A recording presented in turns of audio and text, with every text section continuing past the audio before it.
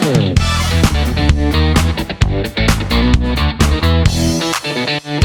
everyone, this is Danila from Gamma Stack and Gamma Plus. I'm the head of sales, and today we'll be talking about the crypto gaming and that it is often framed as the next big opportunity, borderless, fast moving, and full of upside. In this episode of Uncovering Crypto Gaming, we're going beyond surface level advice. We're talking about the structure, strategic, and the global blind spots that hold operators back from the payment and trust and scaling and to scaling and the platform ownership. So joining me is Adar, who's worked closely with operators across multiple markets and seen firsthand why some platforms survive while the others don't. If you're building, launching, or scaling in crypto gaming, this is the conversation you don't want to miss. Adar, welcome. Thank you, Danila. It's great to be here again. It's great to speak with you. You touched on something pretty interesting here. In the past 12 months, I've connected with over 60 crypto casino operators. I've registered to their website, I've deposited in their wallets and played their games. And if there's one thing I've learned so far, it's this. Some of these products don't fail randomly. Crypto gaming can be, like you said, incredibly powerful, but at the same time, it will only be powerful if it's built with the right foundations. And what I see most operators struggling kind of for the same reasons, regardless of geography. So they enter in with assumptions instead of understanding. There's a lot of hype and FOMO. And crypto, I think, has a way of exposing these gaps very quickly. So today, we'll be speaking about things that aren't usually discussed on panels or in launch panels, as you said. We'll be covering some of the uncomfortable truths and the overlooked decisions and the structural mistakes that some operators make at the beginning that quietly limit their growth, or sometimes not quietly, actually. Indeed, yeah. And I believe that we should start with one of the most important topics. What's the strategy and what's actually imitation? So globally, many operators seems to copy what's already working elsewhere. Why does imitation fail so often in crypto gaming, in your opinion? Yeah, well, that's a very good question, and I also touched on this briefly in my podcast with Martin Varand. I see so many crypto casinos get into this game to be the next stake or to replace one of the top 5 brands like Shuffle or Gamdom or Roobet. But the truth is that successful models are very context specific. And if you spend, even if you spend hours identifying what's the so-called secret sauce that these top 10 operators are utilizing, that doesn't mean that it will help you succeed with your brand. So copying very often, or imitation, very often ignores key issues like regulatory, liquidity, player behavior differences, and what works for one brand in one region can fail miserably for another brand in the same geo. That's 100%, I agree. And I can add on a few points from the platform perspective, what I face with my clients. I also commonly getting the requests like, we would like to have this from Stake, we would like to have this similar thing from Shuffle. And yeah, this is understandable, but unfortunately, majority of the operators, especially who don't have that much of the experience, they don't understand that simple like functional. Yes, it will be good overall, but how it works exactly in the business, like let's say with Stake, it works perfectly in a mix with other things that are presented on the website. So you cannot take a simple templated website, for instance, add their common things like games, tournaments, and everything, and then to add the roller coaster of games or races and hoping that it will have the same effect as it having on Shuffle or Stake. No, because they are actually working strategically. They have a chain of functionals that are one is supporting another one in a player journey. So actually building up imitating the secret sauce of the other brands should be at least a job for a smart process. You need to think through everything, not just the specific functionality that you liked. That's what I can say. Yeah. Okay. And do operators misunderstand risks when they entering crypto iGaming? And if so, how? Yeah. So yeah, I think the answer is definitely yes. They ignore a lot of risks, and there are many of them that you should avoid. In fact, it's a minefield out there. It's a very competitive landscape, and issues such as wallet management, liquidity, and fraud are issues that are often underestimated. Zero KYC or close to zero KYC means that you ultimately don't know that much about your players, right? So on the one hand, sorry. So on the one hand, this means kind of easy entry and quick registration, or quick start and onboarding to your brand. But on the other hand, you ultimately, as an operator, you're very exposed to higher risk than much higher risk than fiat operators, because you don't know that much about your players. And this real risks becomes even more unmanageable during high win events or traffic spikes. So what's soft as a potential, as an advantage, can actually pretty quickly come and slap you in the back and become a real huge risk. Yeah, I would agree with you. And in our case, we're approaching that when the customer is willing to make as simple KYC as possible. That's understandable, and this is a normal approach, which is quite effective indeed. People nowadays, players, they're willing to everything to be smooth. Like the process will not make them even a necessity to think twice about any kind of the decisions or think too deep in that. But then definitely what should be performed is a second layer of the KYC, for instance, after the first deposit or after the first attempt of the withdrawal. There should be some also consideration for some limits for the first players, limits in terms of the bonuses, limits in terms of the wagering. This is the work. That's not something that works automatically. That requires a strategy behind that is being developed by the operators. That's what I can say from the experience and from the examples that I saw in my life so far. And you mentioned also about payments and the importance of it in general to be as easy as possible, which is true. But it can be also a competitive weapon as well for the operators to compete between each other. In the global crypto markets, payments often decided where players stay pretty much. Why do operators still treat them as a back-end problem? Yeah, well, I think since most crypto operators don't require a lot of information from players when they sign up, like I mentioned before, ultimately I think the payments, i.e. the deposits and the withdrawals, shape the player's trust and the brand perceptions. So we see slow or inconsistent withdrawals destroy brand credibility. Players are quick to go on X or Discord and report this if there's something that they don't like. Which ultimately becomes very harmful for your brand's reputation. At the same time, crypto players are very savvy and their bar is quite high. So having played in these top 10 brands that I mentioned before, they ultimately compare new platforms in real time across borders, and they're quick to churn if the standard they're used to is not met. So definitely payments is a critical entry point, but it could also be an exit point. Okay, so pretty much we can say that there is two major points. One is what the players get used to, their bottom level standard, let's say.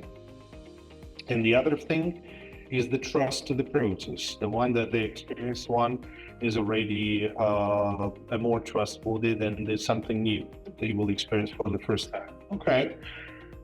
So I guess that in this case we can say that trust expectations are high and not lower. There is an assumption that crypto players are more tolerant to risk, but according to what I hear, it's already a bit not true, but maybe you can expand this topic a bit more for me. Yeah, I think it's a double-edged sword, right? So while it is true, in my opinion, that crypto players are more tolerant to risk, at the same time, while they're young and more risk-averse, they're actually less patient and more and less forgiving. Yeah. So I think they expect technical proof, not reassurance, and transparency failures. They travel very fast across communities. So any stain, sorry. So any stain that is caused by lack of transparency or failures in trust are very hard to remove. And we've seen several examples in the last few months. Operators who are not letting users withdraw fast enough or withholding withdrawals. These players go and report this on X and other Discord communities, etc., and word travels fast. Sure. Okay. That's so true. And I guess what else is a two-edged sword for them would be also something that they get used to, but at the same time they're looking for something fresh, like the same and even the websites when it comes to the copying of some of the designs, right? Yeah. But I wanted to ask you, Daniela, from a different perspective. Looking at UX, I'm formerly a product manager myself, so this is something that's always keeping me interesting. When platforms go global, I'm seeing many of them keep the same UX for all markets. Why do you think that does? Why does that create in the long term friction? Well, as you said yourself in one of our first topics, what we discussed, that something that works for one market will definitely not work for the other one. And I will talk not only from the perspective of cryptocurrency.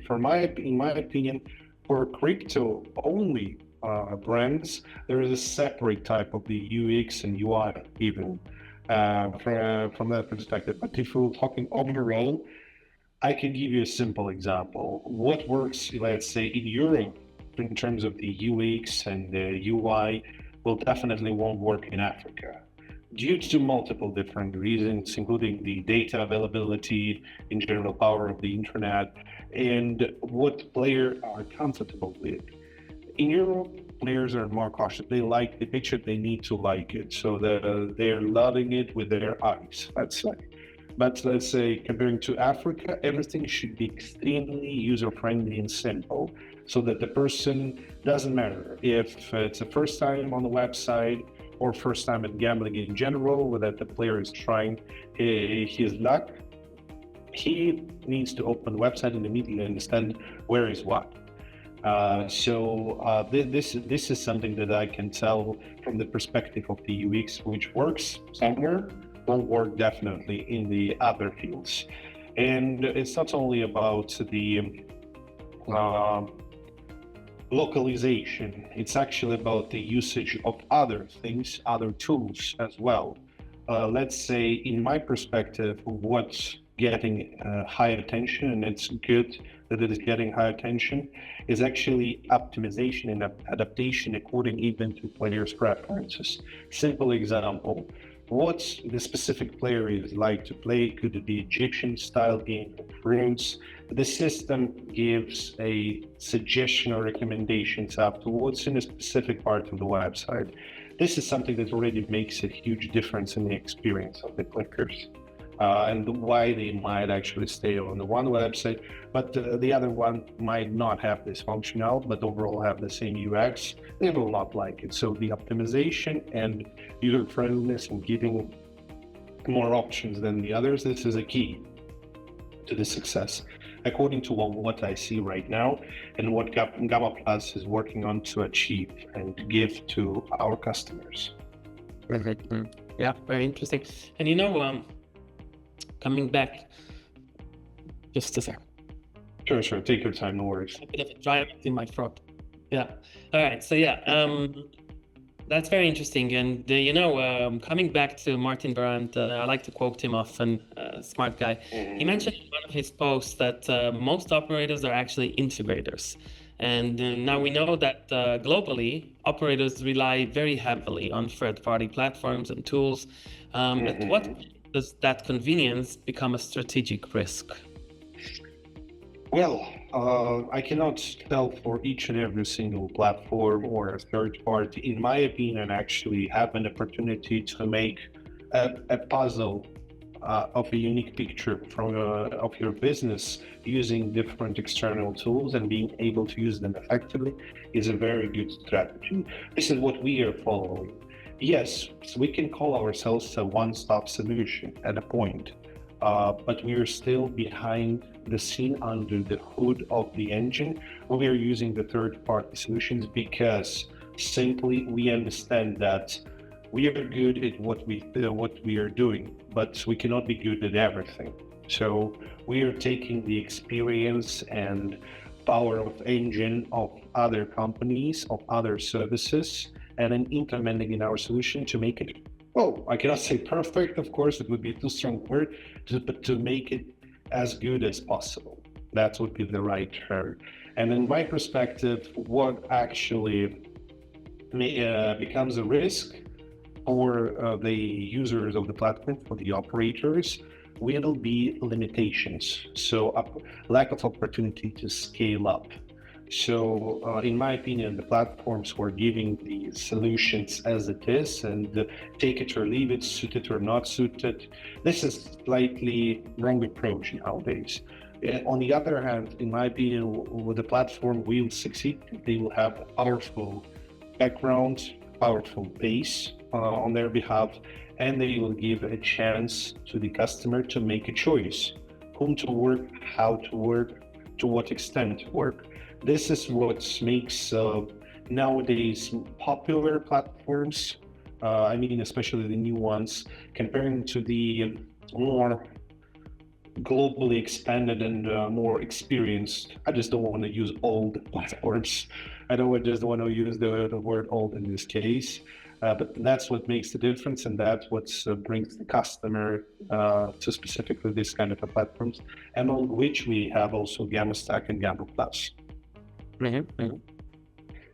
Right. That was quite an interesting thought that we just discussed, and since we touched already the question of scaling in general. So what do you think? So we saw already many platforms that look successful early on. What changes when the real scale arrives? So I would like to hear your opinion now about this. Yeah, it's a very good question because I see projects in different stages: pre-launch, launch, soft launch, then scaling phase. And while many of these brands go to market today with an MVP, which is well and fine, they start out small, they test the market, but when they start scaling, they put most of their resources on marketing, so heavier user acquisition with different channels, whether if it's influencers, affiliates, etc. But this is when I think things can get very messy. So expanding the user acquisition to cover more geos and target broader segments of users often means you're putting your operation at risk, actually. So friction will compound at scale, and very often I see infrastructure stress as well, exposing these shortcuts. So at the same time, user behavior, like you mentioned, it really varies by region and by experience level. Some users are more crypto savvy, some less. Bonus abuse as well. This increases across regions. And issues like support, fraud, and payments can face real pressure simultaneously, and then you're looking at potentially a total breakdown. So while you're spending more money on acquiring users, these users come in, have different expectations, and therefore have different churn levels, etc. So you're actually bleeding very fast. So this is something that can happen very quickly at the scaling phase. Oh yeah, and you use such a good words as a churn rate. This is something that a lot of operators especially the newcomers, they don't simply know that. They don't think about it. They don't think about the churn rate. They don't think about the lifetime value of the customers. All they care about is the acquisition. But in my opinion,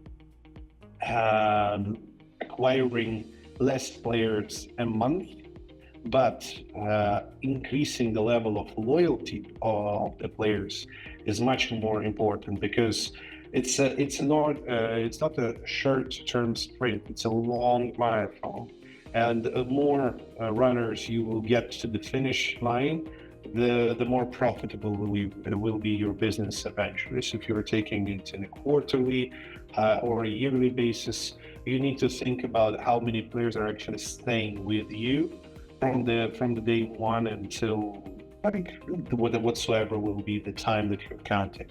But this is very, very important. We saw that a lot, not only in the crypto area, but also in the sweepstake area of our business, where actually you can be only profitable if your level of loyalty of your players is very high, because there it's not dependable on the deposits. It's actually dependable on the usage of the specific coins, as we all know the sweepstake concept. So, and this is not happening from the day one.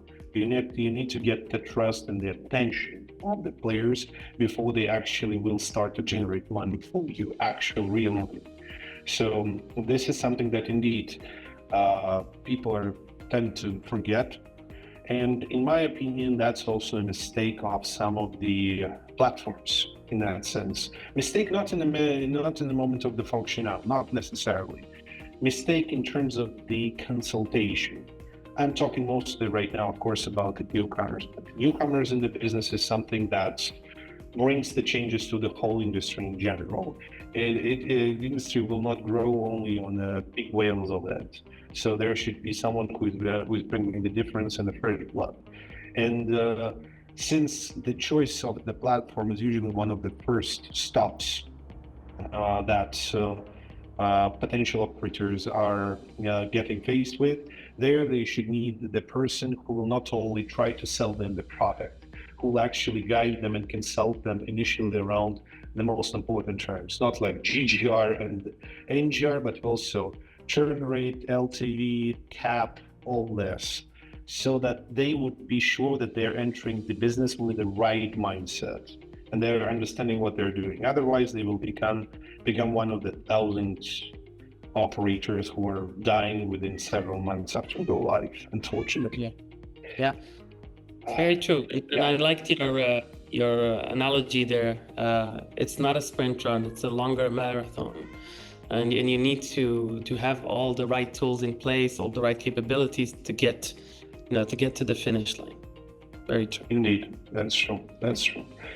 Well, since we are talking so openly and covering the truth of this industry and this life in general, let's challenge the industry for a moment.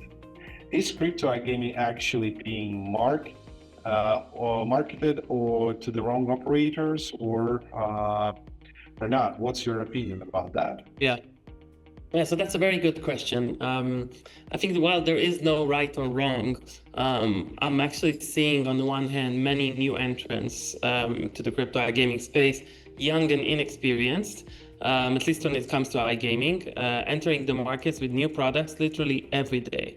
On the other hand, I see quite a few old-timers, so to speak, so industry veterans with 10, 15 years experience in fiat gambling, entering the crypto iGaming space as well and launching new brands. So the truth of the matter is that many of these new entrants lack operational maturity when it comes to crypto iGaming. And ultimately, I think crypto rewards discipline and not experimentation. The barrier to entry looks low, but the cost of mistakes is very, very high, as we mentioned. So what's interesting about this is that, like I mentioned, on the one hand, you have lots of young and inexperienced people coming into iGaming from the crypto world, but they don't have any operational experience. in running a crypto casino operation. On the other hand, you have very experienced fiat operators coming into the space thinking, oh, I've done this before, I can do this easily again, but with crypto.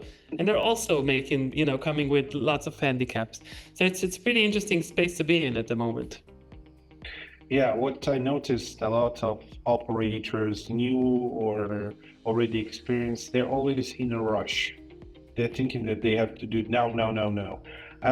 In a sense, if you have a goal and it's justifiable goal, in terms of the time frames even, that's one I understand it fully. But what I disagree with is just the assumption that as faster you will go live, as faster you will start to earn money. Actually, on the other hand, with that kind of attempt to be extremely fast, you can shoot yourself in the leg. And eventually you will face that, yes, you will go live, but with what you will go live? You will start to think only afterwards. So being in deep analysis with all the details of what you will be facing afterwards is a correct manner, is a correct approach to the generically the business. So we can of course only hope on the success of every single client of ours. But in my experience, the ones who are just rushing to go live just to go live, I'm always trying to warn them about potential consequences, that the work requires time. I understand that people don't like to wait. No one likes just to wait, sit and wait. But that's the unfortunate truth that will make your business, increase the chances of your business to be successful and survive throughout this first heavy months of work. All right, and we covered already functional, we covered already the payments. I guess it's time to also speak about the fuel of the business, the marketing and the actual reality of it. Globally, we see aggressive marketing in crypto iGaming, especially. A lot of interesting examples. I just don't want to say something specific here, not to get bad, but why does that translate into the long-term dominance? So what's in your opinion, how does the aggressive... Well, like you said, we see more and more crypto iGaming projects marketing very aggressively. Some of them have been in the space for a couple of years already. Some are new entrants. So it's becoming a more and more competitive landscape. I mentioned minefields before, but at the same time, I think marketing can really amplify weaknesses. So I will mention a project, but I won't mention the name, but I'll give some clues. A project that launched only a couple months ago with a strong influencer backing them up, but they had many product failures. I noticed them myself. Other people highlighted them when I discussed it. They went too quick to market, as you mentioned before. The product was not ready. It was broken in several areas. And while they did a pretty good marketing campaign around it and nice branding, all the hype falls very quickly when you see a product that does not perform as per expectations. And what are expectations? Other brands that are working much better. So while marketing is becoming a more and more competitive, at the same time, it will expose product issues. It will expose infrastructure problems, payments issues, fraud detection, bonus abuse, etc.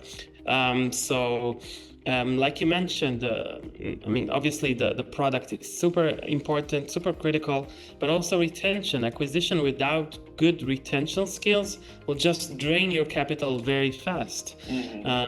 And this is also something I'm seeing from different B2B partners I'm speaking with that help remarketing, retargeting, retention. Many operators think that success just lies in more and better user acquisition. Not true. It lies in better product, in better retention, in better communication skills, CRM, community management, etc. So yes, it's great if you know how to master user acquisition and you can get better CPA rates, etc. That's amazing. But what about the product? What about your retention capabilities? What about your churn prevention capabilities, your customer support, etc.? So all these issues, which we can largely call infrastructure issues, they're the ones that ultimately define the lifetime value of the users. How long they will stay with you, how often they will deposit, and how well they will perceive your brand as well. 100%, and that's how we can actually divide the operators. And I'm sorry if I'll offend anyone who will listen to this, but this is how we can divide it between survivors and the leaders. That's definitely the case of the industry right now. And across regions, in your opinion, what fundamentally separate operators who survive from those who lead? Of course, the marketing is one of the points, the approach and the understanding of the retention, but maybe there is something else to that. Yeah, there are several things. Obviously, product. Great product is the foundation for everything. If you want to do more than survive, as you mentioned, if you want to prevent lots of bleedings and lots of pain points at the same time while you're running this marathon, you need to have a damn good product. And good products are built on sound infrastructure, sound platforms. So that's one. You need to have a good burn rate as well. You need investments, either internal money that you have or investors to help you with this long run. Because, as we said, the market is becoming more and more competitive, and you need to put more money on user acquisition, different channels. But yeah, I think product and bankroll, super critical things. 100%, indeed. And just to support your words again about the knowledge, and I encourage everyone who is considering to start a business and eventually might reach out to Gamma Plus and Gamma Stack, do not hesitate to ask the questions. Do not hesitate to ask for the consultation. And this is not only about us, it's about reaching out to every platform. Ask the questions of what could be done to make the business better. What the platforms already doing to make the business more stable and comfortable for all the users, including the operators and the end players. Do not hesitate to do that. Be cautious about the details. This is my advice to everyone who is considering to become an operator in this business. So I guess we can say that we have covered a lot in this episode, from global strategy and trust to the payments, scaling, and the hard truth of the industry. I guess that's one of the best episodes so far that we recorded. And what's clear about that, crypto iGaming isn't struggling because of the lack of the opportunities. It's actually struggling because many operators and platforms underestimate what actually takes to succeed. And this is the responsibility of the platform to give this opportunity and of the operator to use it correctly. And I would like to once again thank Adar. Thank you for sharing all the insights, all your experience, and everything you know about these topics. I really hope that for all of our listeners and everyone who will watch this, it's something that they will take into account, and maybe, just maybe, they will learn something new for them. And I'm sure that we will be back with more interesting conversations to uncover what really drives the sustainable growth in this space. Thank you, Daniel. I know personally I'm learning new things here every time. So it's been a real eye-opener for me as well, looking at things from the platform side, from the more technical side, and also of course from the macro overview side. As platform providers, you have amazing insights and access to different parts of the operation, the daily business, etc. So I'm definitely learning a lot of new things myself. Thank you very much. So is Adar. Every single time, every single conversation with you is a new chapter of information for me to open and to learn. I'm really happy that we're recording it because I will be able to rewatch it and memorize 100%. Okay, thank you everyone. Thank you, Adar, once again. Have a nice day, everyone. Be in touch. Thank you very much.